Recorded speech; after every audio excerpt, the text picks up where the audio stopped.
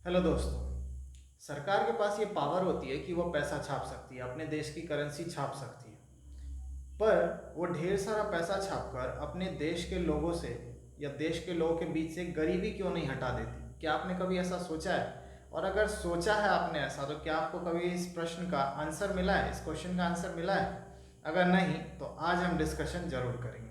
दोस्तों, सबसे पहली बात आप ये बताइए, जब आपके पास ढेर सारा पैसा आ जाता है तो आपका पहला आइडिया क्या होता है? कुछ खर्च करने का आइडिया तो जरूर होता होगा। जी हाँ, ऐसा ही आइडिया सबका होता है। जिसके पास पैसे नहीं है उसके पास भी यही आइडिया है कि कुछ खर्च करेंगे जब पैसा आएगा। जिसके पास पैसे हैं वो भी खर्च ही करता है और थोड़े सेविंग्स भी करता है। दोस्तों, अगर ढेर सारा पैसा छाप दिया जाए और उन्हें लोगों के बीच गरीबी मिटाने के मकसद से बांट दिया जाए, तो गरीबी मिटने की वजह उल्टा और ज़्यादा बढ़ेगी। चलिए इस बात को समझते हैं, ऐसा क्यों। जब ढेर सारे लोगों के पास पैसा आ जाएगा और वो भी बहुत ज़्यादा अमाउंट में, ऐसे में क्या होगा, लोग बहुत सारा डिमांड करेंगे, कोई किसी वस्तु का, कोई किसी वस्तु का। और जो वस्तु लोग पहले 10 रुपए में खरीदते थे, ज़्यादा डिमांड होने की वजह से उसका दाम बढ़ेगा। धीरे धीरे वह वस्तु 20 रुपए की हो जाएगी, 30 रुपए, 40 रुपए, फिर ऐसे ही दाम बढ़ता ही जाएगा। क्योंकि लोगों के पास पैसा है, वो भी डिमांड करते ही रहेंगे, वो भी रुकेंगे नहीं। और जब ऐसा होता रहेगा कि डिमांड भी बढ़ता रहेगा और दाम भी बढ़ता रहेगा, इस केस में क्या होगा कि कहीं ना कहीं सामान के कम अवेलेबल होने की वजह से, जब सामान वस्तु कम उपस्थित होगा बाजार में, तो ऐसे में क्या होगा, दाम लगातार ही बढ़ते चले जाएंगे। और एक समय ऐसा आएगा कि जो वस्तु हम बहुत ही कम कीमत पे 10 या 20 रुपए में खरीदा करते थे, उसी की कीमत 1000 रुपए के आसपास तक जा सकती है, इसमें कोई शंका नहीं है। मैं आपको एक देश का एग्जाम्पल देता हूँ। जिम्बाब्वे नाम का एक कंट्री है। इसने क्या किया, वैसे एक छोटा सा और बात जो हमें समझना चाहिए कि हमें इन्फ्लेशन का पता, या फिर ये जो महंगाई बढ़ती है ना, इसे हाइपर इन्फ्लेशन कहते हैं। एक टाइम पे ये हाइपर इन्फ्लेशन का रूप ले लेती है। कैसे, मैं आपको बताऊंगा। कि जिम्बाब्वे एक कंट्री है, उसने क्या किया, बहुत पहले समय से उसने नोट छापना शुरू किया और सोचा कि अपने देश के लोगों को गरीबी से मुक्त कर देंगे।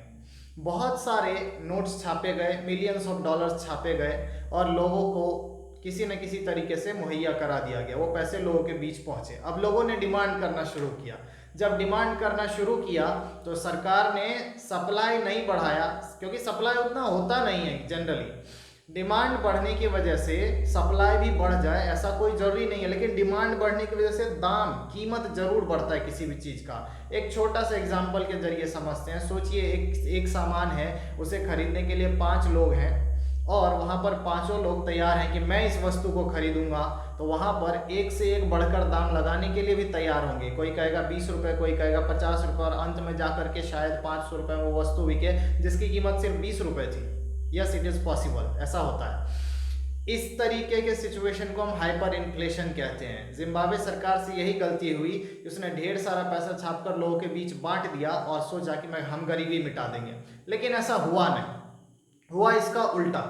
हुआ यह कि लोगों के बीच पैसा तो चला गया, लेकिन सामान की आपूर्ति नहीं हुई। वहां पर गुड्स जो होने चाहिए थे वहां पर अवेलेबल उतने सारे नहीं हुए। तो लोग क्या करते गए, एक ही गुड्स के लिए बहुत ज़्यादा कीमत देते चले गए, देते चले गए।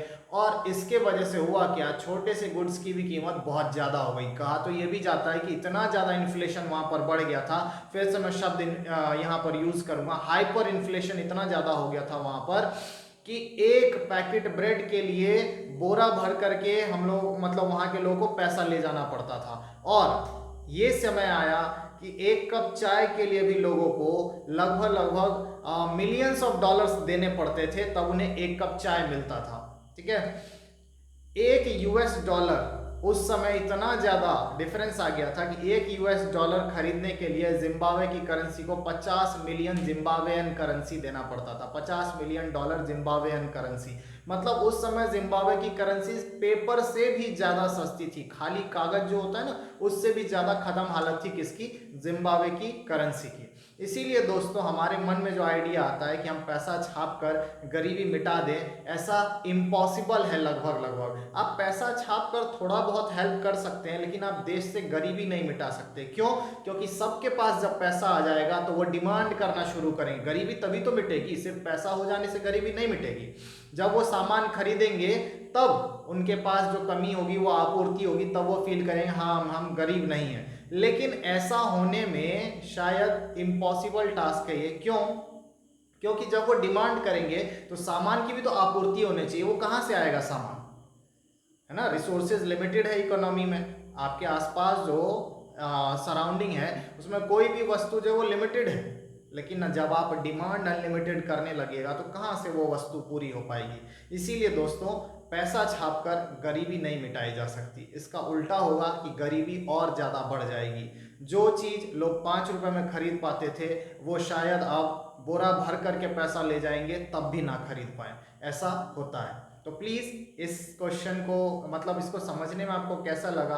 अगर समझ में आया हो कुछ तो प्लीज़ ज़रूर वीडियो को लाइक करें, चैनल को सब्सक्राइब करें एंड वीडियो को शेयर भी करें, ताकि आपके साथ साथ दूसरे लोगों को पता चले और मुझे सपोर्ट मिल सके।